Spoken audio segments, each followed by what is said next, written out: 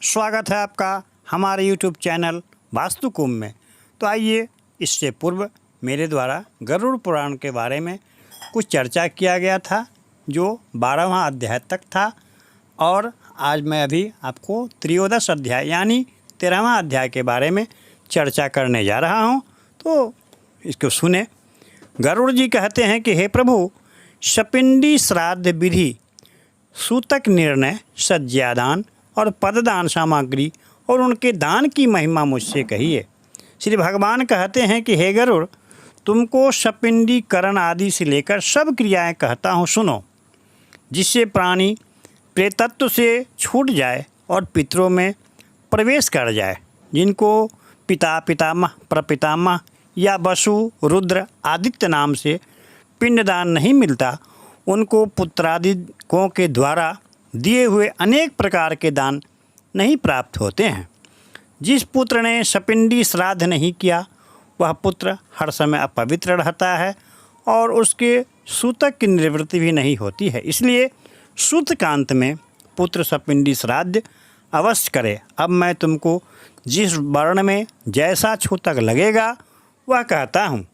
10 रात्रि में ब्राह्मण, 12 दिन में क्षत्रिय, 15 दिन में वैश्य और 1 मास में शूद्र पवित्र होते हैं। कुल के लोगों को 3 रात्रि तथा गोत्रज को स्नान मात्र का छूतक लगता है।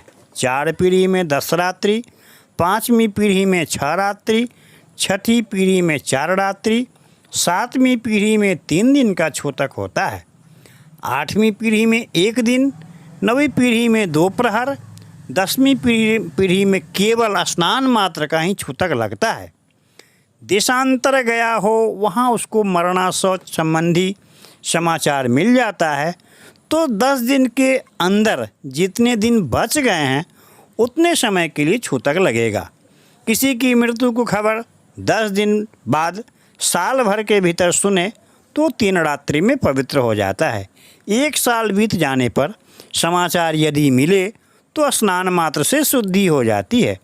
किसी को पूर्व से छूतक है, तदनंतर दूसरा छूतक प्राप्त हो जाए, तब पहले जो मरा है उसके छूतक से द्वितीय छूतक की निवृत्ति हो जाएगी। तो उसकी मृत्यु होने पर स्नान मात्र से चौल कर्म पर्यंत 1 रात्रि और 10 रात्रि तक का छूतक होता है। जनना शौच और मरना शौच में सब वर्णों को 10 दिन तक का छूतक जानना चाहिए। ऐसा कलयुग में शास्त्र का निर्णय है। आशीर्वाद, देव पूजा, प्रत्युत्थान, अभिवादन, खटिया पर सोना, स्पर्श करना आदि कार्य अशौच में न करे। संध्यादान, जप, होम, पितृतर्पण, ब्राह्मण भोजन आदि छूतक में न करे। जो लोग नित्य नैमित्तिक कर्म को छूतक में करते हैं, उनकी किए हुए सर्व कार्य नाश हो जाते हैं। व्रतादि को करने वाले महामंत्र जापी को अग्निहोत्री, ब्रह्मनिष्ठ, यति, राजा, इन सबको छूतक नहीं लगता है। विवाह, यज्ञ, उत्सव इनके आरंभ होने पर जनन अशौच और मरण अशौच आ जाए, तब अशौच अवस्था की प्रवृत्ति के पूर्व बने भोजन को करने में कोई दोष नहीं लगता है। यह भगवान मनु का आदेश है। छूतक में जो ब्राह्मण अज्ञात अवस्था में अन्न आदि किसी के यहाँ से ले लेता है और वह दोष का भागी नहीं है, किंतु देने वाला को पाप लगता है। जो दाता छूतक को गुप्त रखकर ब्राह्मण को दान देता है, भिखारी को दान देता है, ऐसा जानकर भी वह दान ग्रहण कर लेता है, वे दोनों प्रायश्चित के भागी होते हैं। इसलिए छूतक शुद्धि में पिता का शपिंडी श्राद्ध करे, उससे वे पितृगणों के साथ पितृलोक में चले जाते हैं। 12वें दिन त्रैपक्ष में, 6 महीने में या 1 वर्ष पूर्ण होने पर शपिंडी श्राद्ध करे। यह बात तत्ववेता मुनियों ने कही है। हे गरुड़, मैंने शास्त्रों अनुसार कहता हूँ कि 12वें दिन चारों वर्णों के लोग शपिंडी श्राद्ध अवश्य करें, क्योंकि कलयुग में धर्म का ह्रास, पुरुषों की आयु अल्पता को होने से, शरीर में अस्तित्व का होने से 12वें दिन शपिंडी श्राद्ध करना प्रशस्त है। तब तक पिंड मेलन नहीं होता जब तक सन्यासी उनके घर की भिक्षा नहीं लेते। नित्य और नैमित्तिक कर्म सब लुप्त हो जाते हैं। यज्ञोपवीत, उत्सव आदि, व्रतोपउद्यापन, विवाह आदि में ये शुभ कार्य गृह मालिक मर जाए तो नहीं करना चाहिए। समस्त तीर्थों में जो फल स्नान आदि द्वारा मिलता है, यज्ञादि को करने से फल जो प्राप्त होता है वह सब 12वें दिन सपिंडी श्राद्ध करने से मिल जाता है। पुत्र स्नान कर मृत स्थान पर गोबर से लीपने के शास्त्रोक्त विधि से सपिंडी श्राद्ध करे। पाद, अर्घ, आचमन आदि से विश्वदेव का पूजन कर भूमि में बिकर पिंड दे। हाथ का प्रक्षालन कर आचमन करे। पितामह, प्रपितामह, वृद्ध प्रपितामह इन तीनों को वसु, रुद्र, अर्क इस अनुक्रम से 3 पिंड दे। चतुर्थ पिंड मृतक को दे। तदनंतर चंदन, तुलसी पत्र, धूपदीप, नैवेद्य, पान, सुपारी, वस्त्र आदि दक्षिणा आदि से पूजन करे। सुवर्ण शलाका यानी कुशा से या सोने की तार से उस प्रेत पिंड का 3 हिस्सा कर उस भागों को पितामहादि 3 पिंडों में मिला दे। हे गरुड़, यदि इस तरह का करने से पिता के मरने पर यदि पितामह जीवित हो तो पितामहादि नाम से 3 पिंड दे। उसमें पिता के पिंड का 3 भाग कर मिला दे। वैसे ही भी माता के मरने पर यदि पितामही जीवित हो तो पितृवत मातृश्राद्ध करे या पितामह के स्थान पर विष्णु नाम उच्चारण कर पिंड रखे और पितामही के स्थान पर महालक्ष्मी के नाम का उच्चारण कर उसे पिंड रखकर उन दोनों का पिंड में मिलावे और सपिंड आदि कर्म करे। एक ही चिता पर माता पिता का दाह संस्कार करने पर एक ही पुत्र प्रथम पिता के निमित्त पिंडदान आदि तथा स्नान मात्र कर सपिंडीकरण करे तथा पुनः स्नान करे। हे गरुड़, सपिंडन कर पितृतर्पण मंत्रों द्वारा स्वाहा का उच्चारण करे। इसके बाद अतिथि को भोजन करावे, हंतकार को सदा करे, जिससे पितर मुनि देव मानव आदि तृप्त होते हैं। इस प्रकार सपिंडकरण कर्ता पूर्व पहने हुए वस्त्रों को त्याग कर सफ़ेद वस्त्र पहनकर सज्जादान करे। सज्जादान इंद्र आदि देवता की प्रशंसा भी करते हैं, इसलिए मरने पर तथा जीवित रहने पर भी सज्जादान अवश्य करे।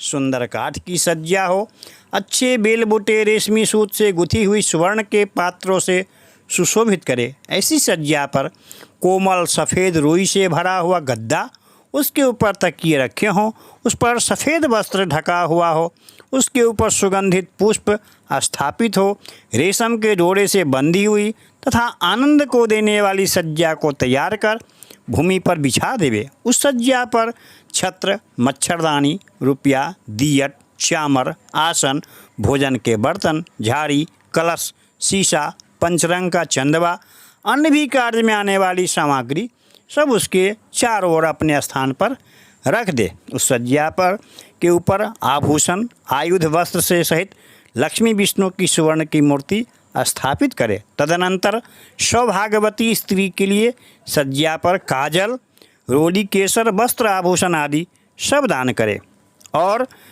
उत्तराभिमुख होकर कुसुमांजलि से ब्राह्मण के समक्ष मंत्र कहे कि हे कृष्ण, जैसी तुम्हारी सज्जा क्षीर समुद्र में सब काल में है, वैसे ही मेरी सज्जा जन्म जन्म में सुनी न रहे और इसका लाभ मुझे मिलता रहे।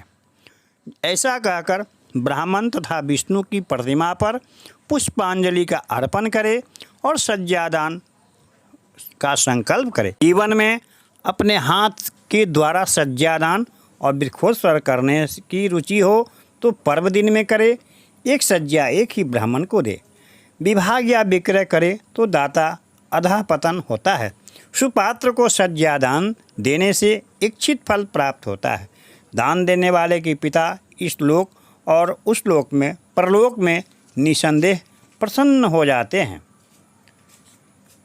यम मार्ग में प्राणियों को धूप लगने से बड़ा कष्ट होता है। यदि छाता दान करे तो उसके सिर पर छाया हो जाती है। यमलोक मार्ग में बहुत कांटे हैं, इसलिए जूता का दान या चप्पल का दान देने से घोड़े पर सवार होकर जाते हैं।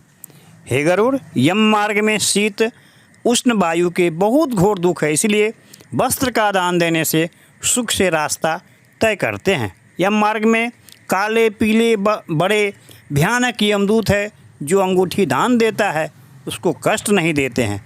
यम मार्ग में वायु और पीने को जल नहीं मिलता है, अतः कमंडल का दान देने से प्यासा प्राणी जल पीता हुआ जाता है।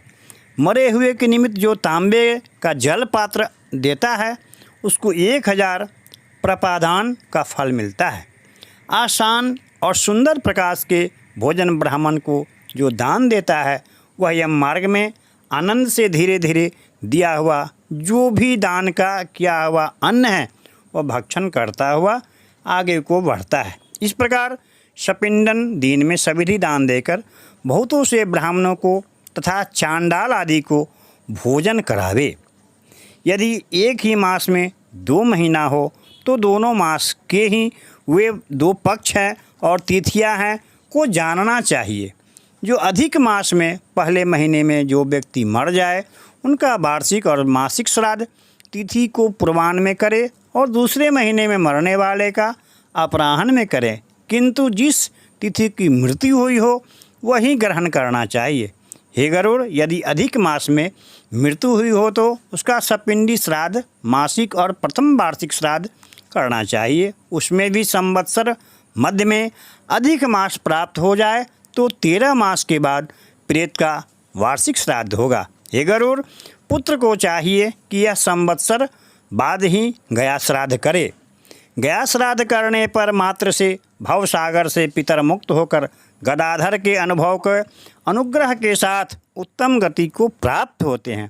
गया के विष्णुपद तीर्थ में तुलसी मंजरी से विष्णु पादुका का पूजन कर गया तीर्थ में यथा कर्म से पिंड दान दे। जो गया सिर में शमी पत्र का प्रमाण के साथ पिंड दान करता है उसके 7 पीढ़ी और 101 कुल का उद्धार होता है। जो गया में जाकर श्राद्ध करे उसका जन्म सफल है, उससे पितर प्रसन्न हो जाते हैं। हे गरुड़, इस संसार जो पितरों की क्रिया करता है वह जीवन मुक्त होता है। जिस प्रकार से भरद्वाज जी के पुत्र भारद्वाज के 7 पुत्रों ने गोहत्या करने के पाप से 7 जन्म तक पाप भोग किया पर पितृभक्ति के प्रभाव से मुक्त हो गए। वे 7 पुत्र दशार्ण देश में व्याध कालंजर पर्वत पर मृग, सरद्वीप में चक्रवाक पक्षी, मानसरोवर सरोवर में हंस हुए, फिर कुरुक्षेत्र में वेदपाठी ब्राह्मण हुए। सब पितरों में श्रद्धा करने से जीवन मुक्त हो गए। इसलिए जीव पुत्रों में भक्ति रखे, क्योंकि इहलोक और परलोक में पितृभक्ति करने से सुख मिलता है। निर्धन मनुष्य भी इस कथा को सुनकर सब पापों से मुक्त हो जाता है तथा दान देने का फल मिलता है। पिता प्रसन्न होकर सत्पुत्र देते हैं, पितामह प्रसन्न होकर गोधन देते हैं, पर पितामह प्रसन्न होकर बहुत प्रकार की धन संपत्ति प्रदान करते हैं। वृद्ध परपितामह प्रसन्न होकर अनेक तरह के अन्न आदि को देते हैं। सब पितर श्राद्ध द्वारा तृप्त होकर पुत्र के इच्छित कार्य सिद्ध कर धर्म मार्ग से धर्मराज मंदिर को जाते हैं। वहाँ धर्मराज की सभा में परम आदर से स्थित होते हैं। इति श्री गरुड़ पुराणे शारद्वारे 13 अध्याय समाप्त। आज इस वीडियो को मैं यहीं समाप्त करता हूँ। अगर आपको अच्छा लगा हो तो इसे लाइक करें, सब्सक्राइब करें और बेल आइकन बटन को प्रेस करें और अपने साथियों में इसका वर्णन जरूर करें और आपको सुख एवं शांति शनि भगवान प्रदान करें। धन्यवाद।